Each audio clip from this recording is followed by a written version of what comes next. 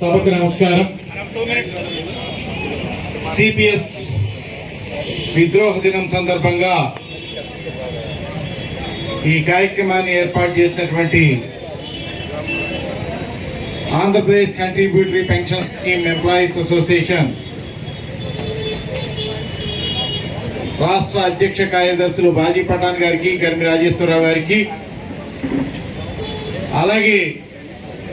ఈ సంఘాన్ని నెలకొల్పి పిల్లి మేళలో ఎవరో ఒకళ్ళు వచ్చి గంట కట్టాలి కాబట్టి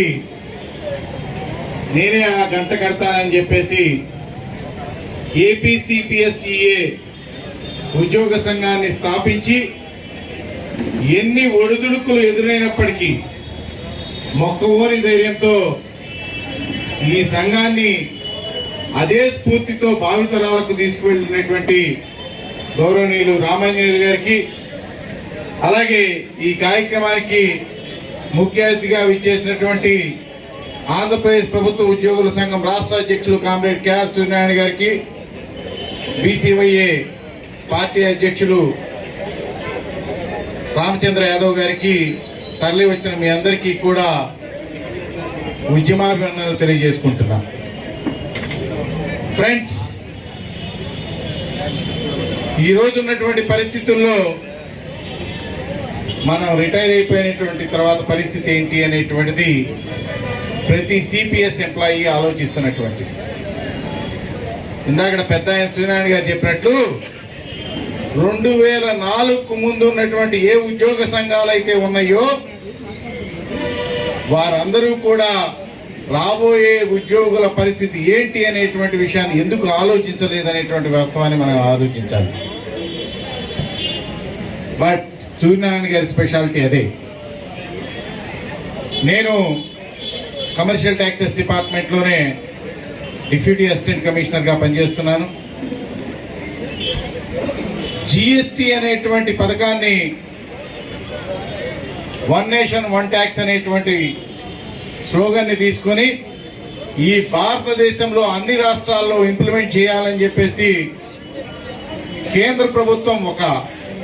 ఆలోచన చేసిన వెంటనే 2011లో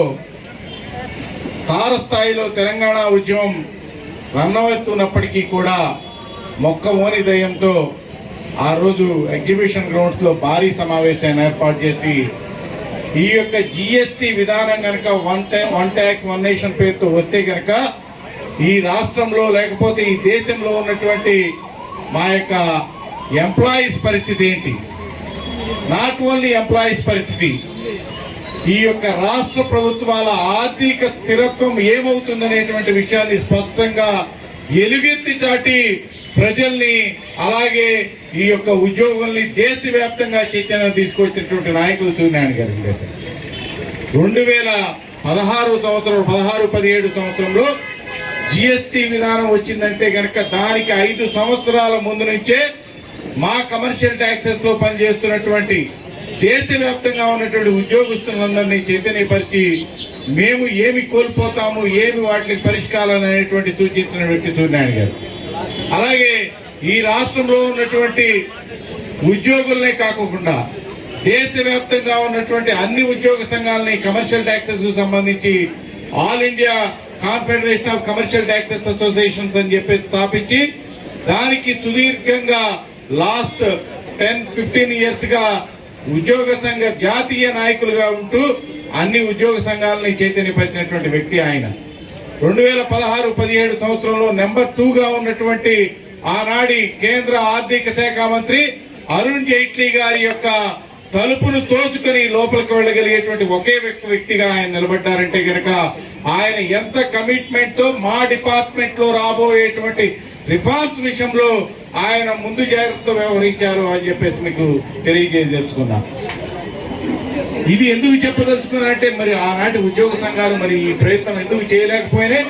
2004లో ఏపీ సిపిఎస్ ఏదైతే సిపిఎస్ రాబోతుందో దానిలో రాబోయేటువంటి ఉద్యోగులు ఎవరైతే ఉన్నారో వారు మా సంఘంలో సభ్యులే కదా, వారు పడే ఇబ్బందుల గురించి ఎందుకు ఎనాలిసిస్ చేయకపోయినాయి అనేటువంటి విషయాన్ని మనం ఆలోచించాలి. కాబట్టి మనం ఇప్పటికైనా కానీ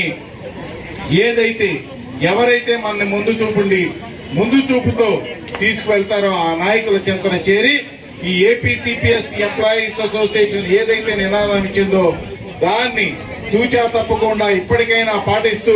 రేపు రాబోయే రోజుల్లో ఏవైతే ఆల్రెడీ కోర్టులో గౌరవ సూర్యనారాయణ గారి యొక్క సపోర్ట్ తో ఏపీసీపీఎస్ ఎంప్లాయీస్ అసోసియేషన్ గాని ఓపీఎస్ సాధన సమితి గాని ఏవైతే కోర్టులో కేసులు వేసినాయో వాటిలన్నింటినీ కూడా మనకు అనుకూలంగా వచ్చే విధంగా మీ అందరూ కూడా కలిసి రావాలని కోరుకుంటూ ఈ అవకాశం ఇచ్చిన మీ అందరికీ కృతజ్ఞతలు.